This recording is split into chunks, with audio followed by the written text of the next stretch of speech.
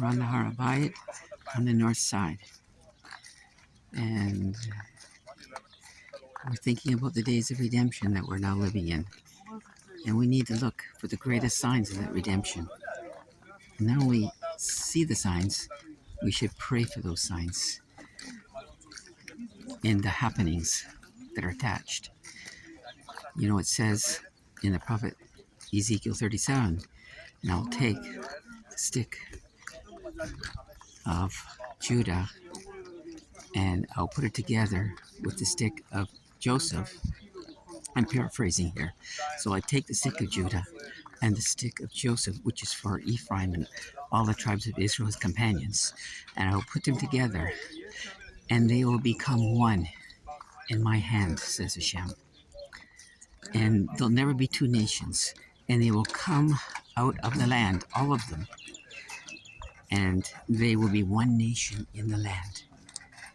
This is a promise that the northern tribes of Israel are returning. God made a promise in the Torah. He said, if you're scattered his people from the furthest corners of heaven, he will bring them back. People do not realize that the amount of prophecy in the book of the prophets has everything to do with the ingathering of those lost tribes, where the greatest miracles of redemption are actually regarding them, because since they are the most lost, when the sages returned from Babylon, they incorporated into our prayers. They believed in those prophecies. And they said God would save Israel and Judah. And we prayed blessings that God would gather disperse his people Israel. And this is the sign of the return of the lost tribes of Israel and all of the lost of Judah and the rest of the Jews from around the world. This is the great glory of God's redemption of the last days, when it says that no longer will they remember the redemption of Egypt, but it'll be the redemption from the north country and all the countries where I scattered them, says Hashem. And another prophecy in Hosea says, and I will bring them from the west.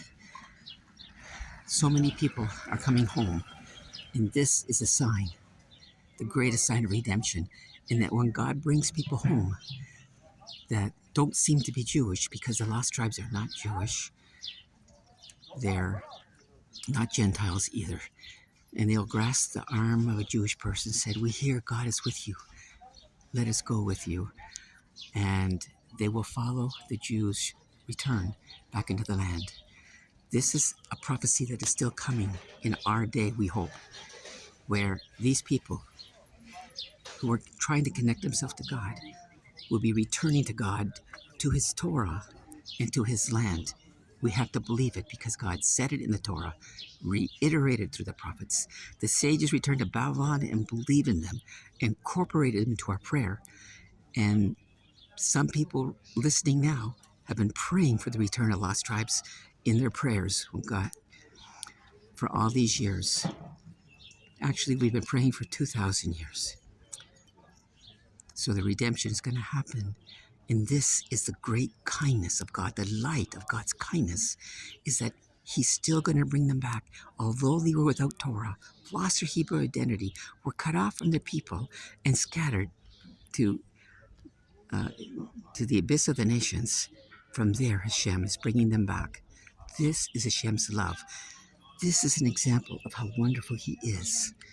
And we have to thank him when we see it happens. And other nations and people will be drawn to the Jewish people when they see the nation being built and the temple being built right on the place where we're looking ahead of us. They will all know that God, that everything that was written, the gathering of the tribes, the rebuilding of the kingdom, and the building of the temple will be a witness to all the people of the world. And we, through all these things, will be fulfilling the mission that God sent us to bring the world to God here in Jerusalem. May Hashem bless you with a wonderful, beautiful day. All the best.